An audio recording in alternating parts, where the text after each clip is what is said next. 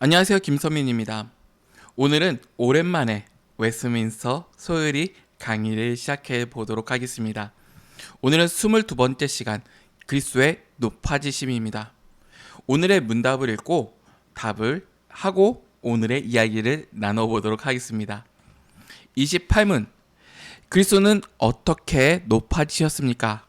답 28 그리스도는 3일 만에 죽은 자 가운데서 부활하시고 하늘에 오르사 하나님 아버지 우편에 앉으시며 마지막 날에 세상을 심판하기 위해 오심으로 높아지셨습니다. 아멘. 한번 들어가 보도록 하겠습니다. 지난 시간에는 우리를 구원하시기 위해 이 땅에 오신 그리스도의 낮아지심에 대해서 함께 나눠보았습니다. 지극히 낮아지심은 우리의 죄를 사해 주시고 우리를 자녀 삼아 주시고 우리를 의롭다 여겨 주시기 위함이었습니다. 그 낮아지신 십자가의 그리스도께서 또한 지극히 높아지심으로 그 영광을 받으셨습니다. 하늘에 다시 올라오사 영원히 하나님 보좌 우편에서 우리를 다스리고 계십니다.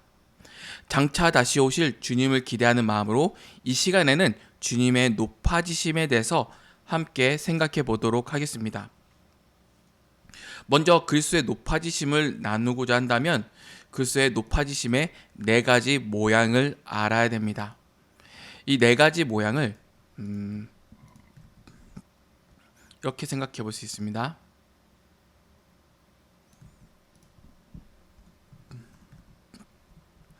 부활, 승천, 하나님 보좌 우편에 앉으심, 그리고 재림, 이렇게 나눠볼 수 있겠죠. 그럼 한번 먼저 부활에 대해서 나눠보도록 하겠습니다.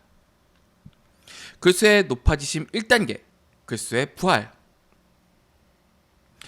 이 첫 단계는 바로 예수님의 부활로부터 시작됩니다.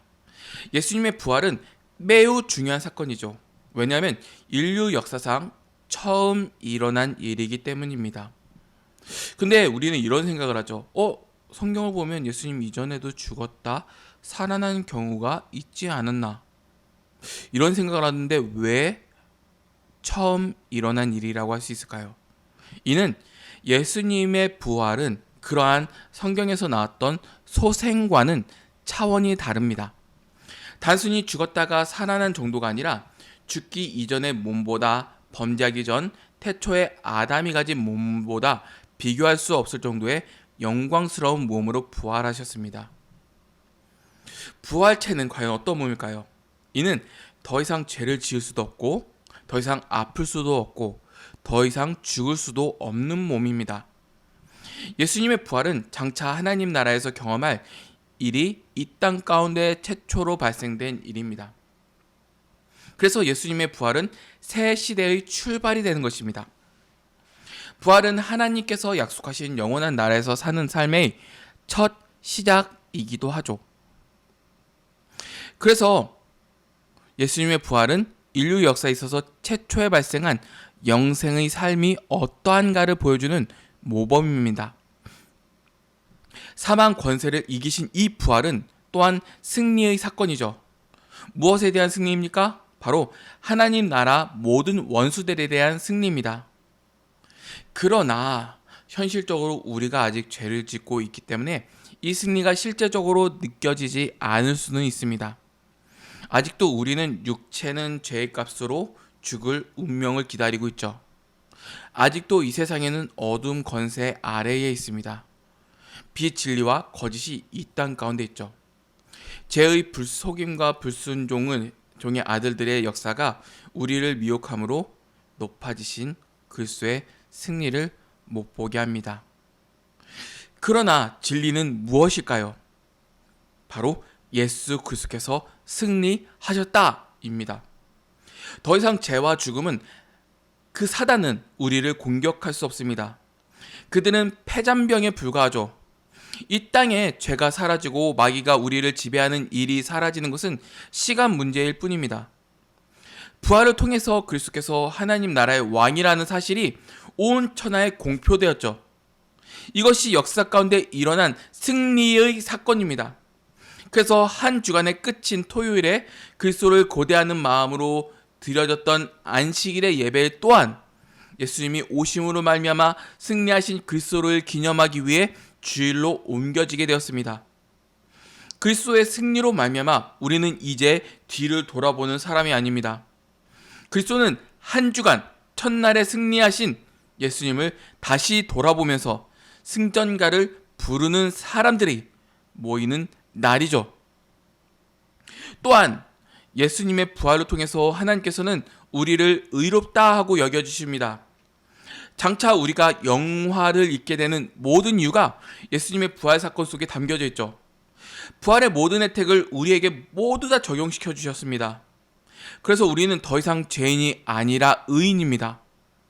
예수 그리스도의 부활과 연합되었기 때문에 우리 영혼이 거듭날 수 있게 된 것이죠. 이처럼 그리스도의 부활을 올바르게 묵상하고 적용해 나아갈 때 우리가 이 땅을 바르게 살아갈 수 있는 것입니다.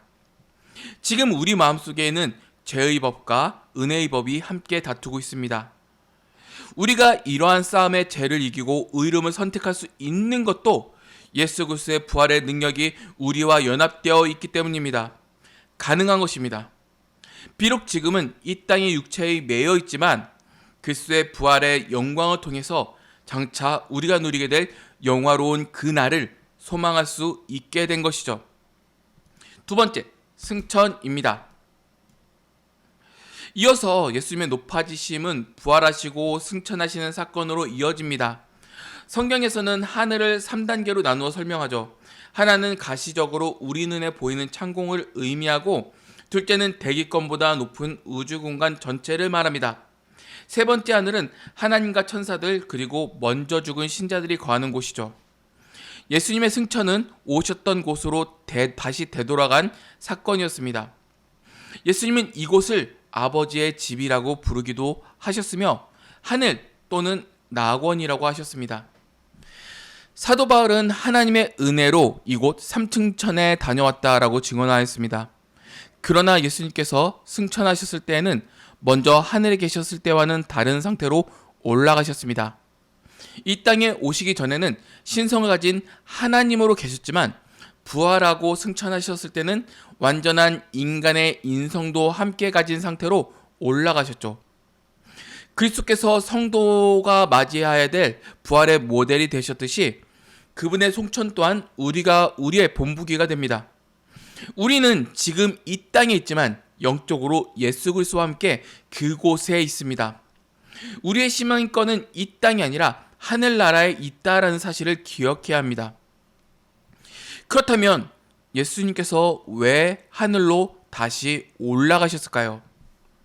이는 예수님께서 이 땅에서 자신의 임무를 모두 마치셨기 때문입니다. 예수님의 승천에는 목적이 있습니다. 바로 하나님 보좌 우편에 앉으시기 위함입니다. 또한 예수님께서 우리 거할 집을 예비하시고 우리를 영접하시기 위해서 승천하셨습니다. 주님은 이 땅에서 고달픈 생애를 사셨죠. 그러한 예수님께서 우리의 영원한 처소를 예비하러 가셨다라는 것은 우리의 집이 이 땅이 아닌 하늘나라에 있다는 사실을 기억하라는 말씀이기도 합니다. 성도들의 눈과 생각은 보이지 않는 영원한 하나님의 나라 처소를 바라보아야 됩니다. 믿음의 조상 아브람도 이 사실을 알았습니다. 그는 자신의 몸 눕힐 무덤 하나만 확보한 채 이 세상을 떠났습니다. 영원한 본향, 소망이 있었기 때문이죠. 그는 자신의 소망을 이 땅에 썩어질 것에 두지 않았습니다. 또한 예수님께서 승천하심은 보혜사 성령님을 보내주시기 위함이었습니다. 성령님을 우리에게 충만히 부어주셔서 구원에 이르는 진리를 계시해 주셨죠. 장차 그리스도가 같은 몸으로 하늘에 올라와 영원한 천국에 그분과 다스릴 날을 기대하며 그리스도를 바라보아야 됩니다. 이것이 승천이 담긴 의미라고도 할 수 있죠. 세 번째, 하나님 보좌에 앉으심.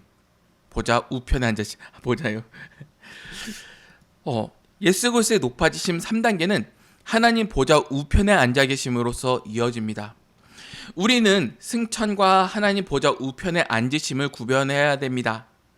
그리스도께서 승천하신 목적은 하나님 보좌 우편에 앉기 위함입니다.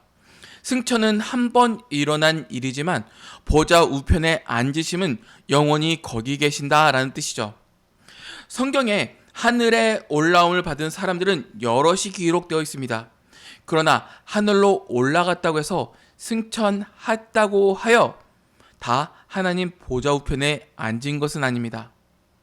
그러므로 예수님의 승천과 예수님이 하나님 보좌 우편에 앉은 것은 구별되어야 됩니다. 예수님만이 하나님 보좌 우편에 앉으신 것입니다. 성도들이 하나님 보좌 우편에 올라간다는 표현은 없습니다. 하나님 보좌 우편에 앉으신 일은 오직 예수님께만 허용되었죠. 예수님을 지극히 높이신다라는 말이 하나님 보좌 우편에 앉으심을 의미합니다. 하나님 보좌 우편에 앉으심은 물리적인 의미가 아니라 문자적인 표현이 아니라 상징적인 표현이죠. 고대 왕들이 그 나라의 가장 영예로운 권위를 가진 자리를 넘겨받을 사람을 자신의 우편에 앉혀 놓았습니다. 보통 황태자들을 앉혔습니다. 그래서 우편에 앉힌다라는 것은 영광과 존귀와 권위를 주신다라는 뜻이죠. 그러므로 그리스도께서 하나님 보좌 우편에 앉으심은 이제 하나님께서 그의 아들에게 모든 통치권을 다 위임하신다라는 말과 같습니다. 그 위임과 통치는 바로 오늘 지금 이 순간에도 이루어지고 있죠. 그러므로 우리는 예배를 드릴 때마다 모든 존귀와 영광과 권위를 동등하게 갖고 계신 성부와 성자와 성령님께 동일한 찬양과 경배를 드려야 합니다. 지금은 예수님께서 하나님 보좌 우편에 앉으셔서 우리가 앞서 배웠던 대로 선지자, 제사장, 왕으로서의 사역을 하고 계십니다. 예수님은 선지자로서 성령님을 보내어 주셔서 우리에게 성경을 깨닫게 하시고 성경의 말씀을 우리에게 적용하고 순종할 수 있도록 하십니다. 진짜 큰 복이죠.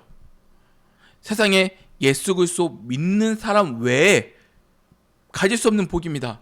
이따만한 복이 세상에 어디 있어요?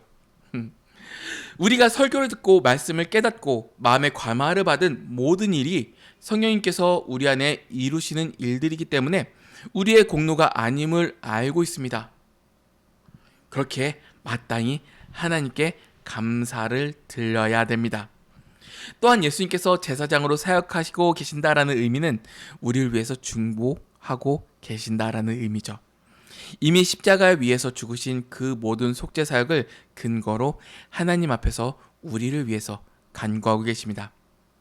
예수님께서 하나님 보좌 우편에서 우리의 변호사가 되어주셨습니다. 형벌받을 만한 마땅한 죄인들을 위해서 하나님의 쏟아지는 진노를 그리스도께서 대신 변호해 주고 계십니다. 우리가 죄사함을 받는 모든 터는 오직 예수 그리스도의 십자가 공로에 기대어 있다는 사실을 잊지 말아야 됩니다. 또한 그리스도께서는 왕으로서의 사역을 수행하고 계시죠. 예수님을 믿는 사람들은 마음에 역사하셔서 그들로 주되심을 인정하게 하시고 순종하도록 변화시키시며 주님의 통치와 다스림을 기뻐하며 살아가도록 하십니다. 그리스도는 신자들의 왕, 교회의 왕일 뿐만 아니라 이 세상 우주의 만물 왕이십니다. 그리고 지금도 그분의 통치 아래 온 우주와 역사가 흘러가고 있습니다. 아멘이죠? 마지막, 재림. 마지막으로 예수 그리스도의 영광은 산자와 죽은 자를 심판하기 위한 재림의 날의 절정을 맞이할 것입니다. 그때 모든 눈들은 예수님의 영광을 보며 신자와 불신자 모두 예수 그리스도의 공의로우심과 위대하심 앞에 엎드려집니다. 예수 그리스도께서 최후의 심판 날에 죽은 자들을 일으켜 세우시고 심판받는 모든 사람들은 구원받을 자와 지옥에 던지울 자로 나누셨습니다. 이 땅에서는 예수님이 오시기 전까지 별 차이가 없어 보입니다. 알곡과 가라지가 함께 자라고 좋은 고기와 나쁜 고기가 함께 헤엄치고 있습니다. 그러나 추수할 때가 이르면 심판의 그물이 드리워진다라는 것이 모두 확연하게 드러날 것입니다. 다만 공개되지 않았을 뿐 주님께서 다시 오시는 그 날에는 숨겨진 모든 것이 드러날 것입니다. 주께서 수고한 자들의 눈물을 닦아주시며 영원한 안식으로 인도해 주시고 상급을 주십니다. 사시는 동안 자신을 주인 삼아 살아온 모든 인생들에게는 돌이킬 수 없는 영원한 형벌과 판결이 내려집니다. 만천하에 예수님의 공의가 드러날 것입니다. 그러므로 예수님 그리스도께서 모두 높아지심은 성도들의 삶에 충분한 보증수표가 됩니다. 반드시 이루어진 보증수표죠. 장차 우리가 되어질 모습의 모델입니다. 우리는 예수 그리스도와 연합한 자들이기 때문이죠. 우리는 그분과 하나이죠. 그분의 죽으심은 우리의 죽으심이고 그분의 부활과 승천과 보좌의 자정하심과 재림 모두가 다 우리의 모습입니다. 예수 그리스도께서 개척자로서 먼저 그 길을 가셨습니다. 그러므로 우리는 그리스도와 함께 새하늘과 새 땅에 서게 될 것입니다. 장차 그분의 나라를 다스리며 통치의 날이 옵니다. 그래서 예수님의 이야기는 다른 사람의 이야기가 아니라 나의 이야기입니다. 우리는 이 은혜를 바라보고 감사하며 찬양해야 됩니다. 맺겠습니다. 여러분, 우리는 그리스도께서 우리에게 주실 영광의 그날을 기대하면서 이 땅을 살아가야 됩니다. 모든 눈물과 고통과 슬픔이 사라지는 날이 반드시 옵니다. 지금의 연약한 육신과 넉넉하지 못한 생활과 재 많은 육신의 장막과 같은 깊은 죄의 신음은 잠깐이면 흘러갑니다. 우리의 현실은 이루지 못한 꿈에 낙심되고 생각되지 않는 험한 일상이 아닙니다. 그리스도, 예수 그리스도, 바로 이 예수님은 우리의 진정한 현실입니다. 그리고 예수님의 높아지심, 부활, 승천, 하나님의 보좌 우편에 앉으심과 재림을 바라봄에 있습니다. 그분의 모든 영광은 우리의 영광입니다. 이것이 우리의 진정한 현실이죠. 이제 믿음의 눈을 들어서 그리스도의 높아지심을 바라봅시다. 이 낮은 세상 속에서 그리스도를 바라보고 소망하고 인내함으로 버텨냅시다. 그리고 우리에게 온 생애를 이 아름다우신 그리스도와 온전한 연합과 하나됨을 맛보길 갈망합니다. 이 연합의 길에서, 이 영광된 길에 소망 가운데 풍성하신 하나님의 은혜가 우리 안에 있길 원합니다. 이만 마치겠습니다.